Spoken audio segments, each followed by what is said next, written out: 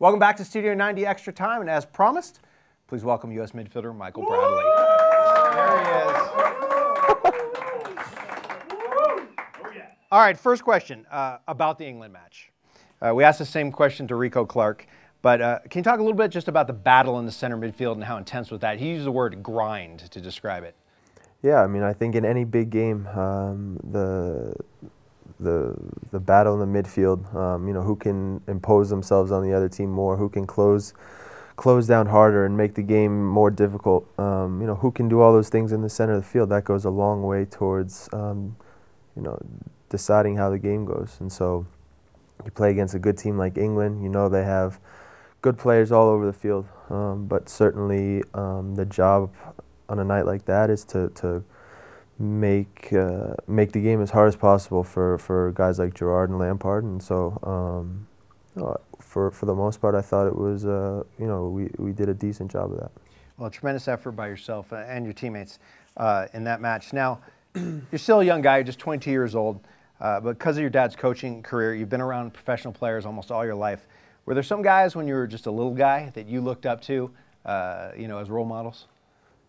I think, you know, from the time that I spent around the Chicago teams in those times, you know, I always enjoyed, you know, spending time in the locker room and watching guys like Chris Armas and Jesse Marsh play. You know, they played in positions similar to mine, and you know, to see up close how they trained, how they played, the way they acted, you know, they were a great example for me. Now, when were your first World Cup memories, or your first memories of World Cup? We're assuming it was '94. You're just 7 years old. Yeah, talk a little bit about that. Yeah, 1994 when the World Cup was in the U.S.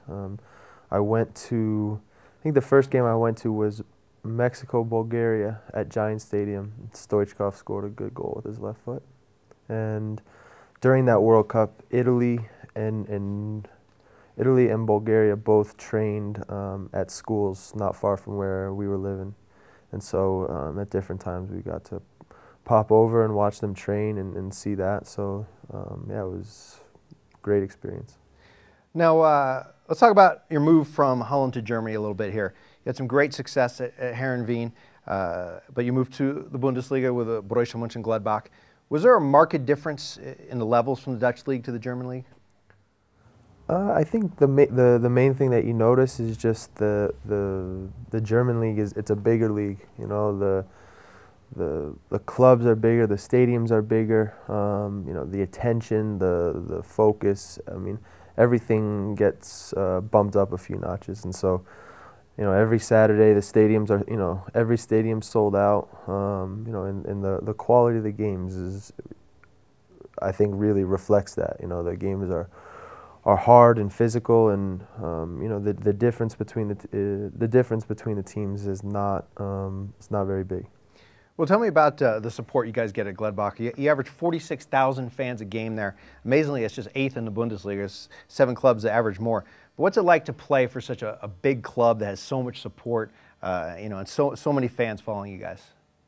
Yeah, Gladbach's a club with big tradition and big history. You know, the teams in the 70s and the 80s that did really well, won championships, you know, had success in Europe.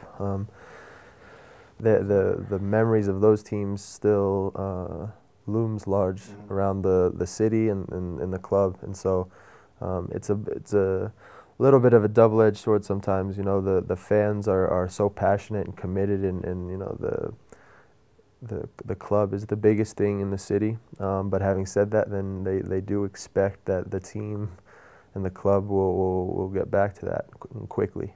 Right. But to play for a club where, you know, you walk into a stadium every week and there's, you know, 50,000 people, that's unbelievable. Now let's step off the field for a second here. You know, obviously a big part of any professional player's life revolves around the game, whether it's at training or at the training facilities, and, you know, massage and fitness, watching film. But have you had a chance to sort of get away from the field in Germany? And if so, what do you do there? Spend a lot. It's a big club. They ask a lot of you. No, Yeah. I mean, I spend a lot of time just at home, relaxing. You know, watch TV, watch movies. You know, just on the internet, just spending time at home, relaxing. Nothing too crazy. Sounds like what you guys are doing here. Yeah, exactly. Yeah, at the World Cup. Yeah, very similar. All right, last question. Let's talk about Slovenia. Obviously, a huge game coming up. They're a talented team. We know that they took down Russia in the playoffs. Tell us a little bit about what you guys know about Slovenia and sort of how the U.S. team is approaching this match. Yeah, I mean, the first thing is to come out of Europe and qualify for the World Cup it's a big accomplishment with all the big countries and the big teams there. You know, I think they went through 10 qualifiers and gave away 4 goals. So right away that shows you they're a hard team to play against. They work hard, they close you down, they're organized, and you know, I think those were all the things that you saw in the first game against Algeria. And so for us, we know now you know, a win pretty much puts us in the next round. A tie still gives us a chance in the third game, and a loss puts us out. So we know where things stand. We're going to treat it like it's a World Cup final, and we'll be ready. All right. Well, that's Michael Bradley on this segment of Extra Time, but we're not quite done with him yet. We're going to come back with a special World Cup edition of the Back Four Quiz. Yeah.